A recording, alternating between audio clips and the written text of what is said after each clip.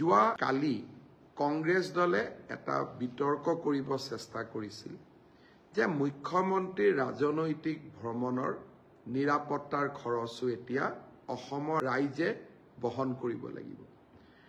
মই কংগ্ৰেছ দলক এটা প্ৰশ্ন সুধিব খোজো। মই যেতিয়া ঝাৰখণ্ড যাওঁ, বিহাৰ যাওঁ, ইউপি যাওঁ, মোৰ সকলো খৰচ কোনে বহন কৰে? ভাৰতীয় জনতা পাৰ্টিয়ে বহন কৰে। কিন্তু নিৰাপত্তা দিয়াটো এখন চৰকাৰৰ দায়িত্ব। মুখ্যমন্ত্ৰীয়ে হওক বা আন বিৰোধী ৰাজনৈতিক দলকে হওক, নিৰাপত্তাৰ খৰচ কোনে কৰিব, কাৰ ভাগ্যত এই খৰচ যায়, কেনেকৈনো তাৰ খৰচ হ'ব, এই কথাবিলাকত আমি মাতো নামাতো।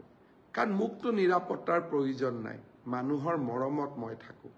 চৰকাৰে ভাবে মোক নিৰাপত্তাৰ প্ৰয়োজন আছে, চৰকাৰে দিব। নিৰাপত্তা লৈ মইতো একো কৰিব নোৱাৰোঁ। মোক কিয় নিৰাপত্তা লাগে? মইতো অকলেই থাকিব পাৰোঁ। আৰু মুখ্যমন্ত্ৰীৰ আসনখন সদায়তো মোৰ লগত নাথাকে, সদায়তো ইমান চিকিউৰিটিও মোৰ লগত নাথাকে। চিকিউৰিটি হিমন্ত বিশ্ব শৰ্মাক নিদিয়ে, চিকিউৰিটি অসমৰ মুখ্যমন্ত্ৰীজনক দিয়ে। এতিয়া মই এটা প্ৰশ্ন সুধিব খোজো। মইতো অসমৰ মুখ্যমন্ত্ৰী। যোৱা কালিলৈকে ৰাহুল গান্ধীৰ দায়িত্ব কি আছিল? সোনিয়া গান্ধীৰ দায়িত্ব কি আছিলে? মল্লিকাৰ্জুন খাৰ্গেৰ দায়িত্ব কি আছিলে?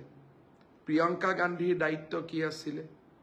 কিন্তু তেখেতসকল অসমত আহিলেও যেতিয়া অসমত আহিলে তেওঁলোকৰ নিৰাপত্তাৰ খৰচ জানো অসম চৰকাৰে বহন নকৰে?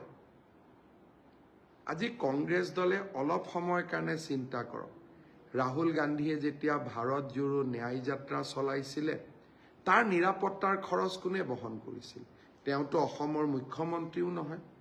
অসমৰ মুখ্যমন্ত্ৰীক নিৰাপত্তা দিয়াৰ দায়িত্ব অসম চৰকাৰে ল'ব। কিন্তু ৰাহুল গান্ধীক নিৰাপত্তা দিয়াৰ খৰচ অসমৰ ৰাইজে কিয় বহন কৰিব? কিন্তু আমি বহন কৰিব লাগিব, কাৰণ সেয়া ৰাষ্ট্ৰৰ দায়িত্ব। ৰাহুল গান্ধীয়ে যেতিয়া গোটেই ভাৰততে ভাৰত জোড়ো ন্যায় যাত্ৰা কৰিছিল, ভাৰতৰ সেই চৰকাৰসমূহেতো ৰাহুল গান্ধীক নিৰাপত্তা প্ৰদান কৰিছিল। ক'ব গ'লে সমগ্ৰ ভাৰততে তেওঁ ন্যায় যাত্ৰা কৰিছিলে।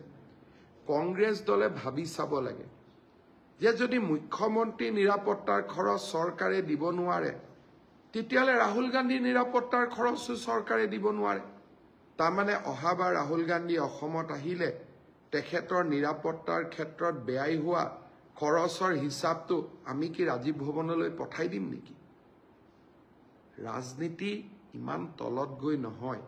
মই কংগ্ৰেছ দলক বিনম্ৰতাৰে অনুৰোধ কৰিম, অসমৰ বিধানসভাৰ নিৰ্বাচন 2026লৈকে আছে।